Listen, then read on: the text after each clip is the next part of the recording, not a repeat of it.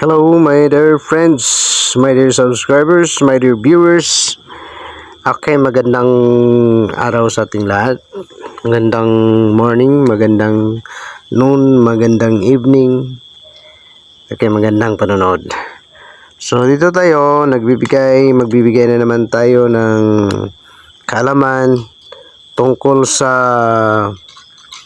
itong, ano ba sa Tagalog tong itong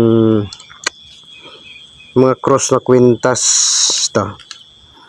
mga cross na kwintas, mga pulseras na kwintas, kung ito ba ay may may power ba to, dapat ba natin paniwalaan? So dito so itong mga itong mga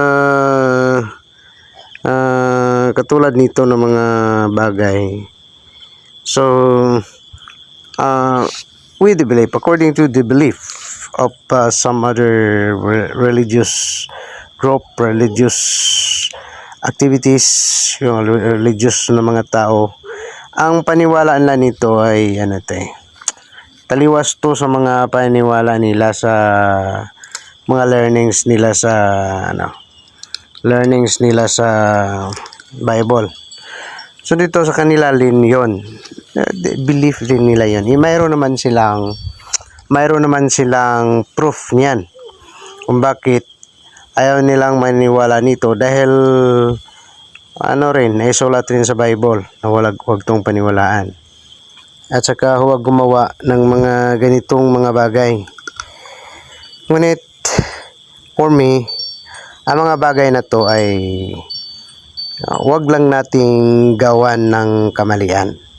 Dahil kung minsan sa mga paniwala natin, ang iba dito ay sinira nila to, tinapon nila to, parang hindi na nila to nirespeto. But for me, sa paniniwala ko ito ay mayroong mga miracle to sa buhay natin. So wag nyo tong i-disrespect. Pag hindi ka naniwala, huwag mo lang i-disrespect. Ilagay mo lang dyan sa mga place. Dahil katulad din to ng mga mga pictures natin. Pag nakita mo ng pictures mo, parang hindi nirespeto, nagagalit ka rin, di ba? So ganito lang rin ang mga faith natin. So huwag lang natin i-disrespect. Ilagay lang natin sa mga kung saan natin ilalagay, at saka just in honor with the faith of some other of the Catholic, dahil ito ang mga faith ng mga Catholic. So wag mo lang wag lang nating lapastangan. Naniniwala man kayo hindi, wag lang nating lapastangan, dahil kung minsan, my friend, mayroon namang mga mayroon mga proof ang mga Catholic nito kung paano nila yan i-defend. Bahala na sila. So dito sa mga sa mga post natin, i-defend nyo. Kaya mga Katoliko, i-defend niyo kung paano yan na isabi ninyo na iyon ay hindi mali na magkakaroon tayo nito. Yung mga naman, other religion, ay i-defend nyo lang kung bakit ito ay naging mali. So ganyan lang. Ngunit for me, maging mali man ito, hindi ko to hindi ko to ginajudge. Dahil ang paniwala ko, okay rin pa rin to eh. Although I'm born again at this time, ngunit ayaw ko tong i-disrespect. Dahil mostly sa mga tao na nag-disrespect nito, may mga pangyayari sa kanilang buhay. So, as I said, ito ay katulad ng mga image natin. Na pag ang image natin, for example, picture mo, minartilyo dyan sa harap mo, magalit rin. How much more ang Panginoon, pag nakita niya na yung, yung picture niya, ginawan mo ng mali. So, siguro, masakit din sa kanyang kalooban. So, ganyan lang, my friend. So, depende sa inyo. But for me, I do believe that this is, although I'm born again at this time, hindi pa ako natapos ang mga seminar natin sa born again. So dito, but for me, kahit anong teaching nila nito ay mali, I still consider this as miraculous. Dahil proven to myself to eh. Na different. Sa kanila yung ang mga paniniwala nila dahil sa mga nabasa nila. Ngunit dito in myself, proven kasi to sa mga experiences ko in life. Proven to kung bakit ko sinabi na ito ay dapat nating respetuhin. Dapat wag nating lapastangan to. Proven to at hindi ko masabi sa inyo kung bakit.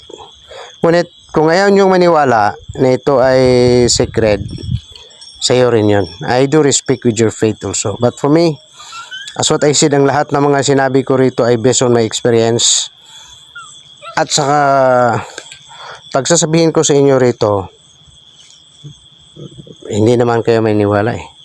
Kahit na si Jesus Christ pabalik dito, yung kasama, sabi ng mga ibang mga religious group na si Jesus ay pagbabalik nito, maninirahan siya kasama natin. Kahit na si Jesus Christ mismo ang magsasabi sa inyo na ako to, Jesus Christ. Ako yung sinabi na sasama sa inyo, na maninirahan ako dito sa mundo kasama nyo, dito ngayon sa mundo. Hindi kayo maniniwala eh. Hindi kayo maniniwala. That's why dito, pagsasabihin ko sa inyo kung paano to, itong mga katulad nito ng mga image, hindi pa rin kayo maniniwala dahil sa mga learnings ninyo. Gaya ng pagdating ni Jesus Christ before. Kukunti lang niniwala sa kanya eh. Ang mga niniwala yan, yung mga disciples niya. Mostly sa mga tao, most especially yung may mga more learnings, hindi naniniwala na siya ang Messiah na darating. Yan. So kaya nito, ngunit for me, based on my experience, huwag yung lapastangan to at sasabihin ko ito na ito ay sacred. Okay. Only at this time, my friend. This is your friend Alfredo Gallego of this channel. Alfredo Gallego. And the other channel of mine as Alfredo C. Gallego. Ewan ko kung saan ko ito ipopost. Basta isa sa mga dito ipopost ko to. Have a blessed day, everyone.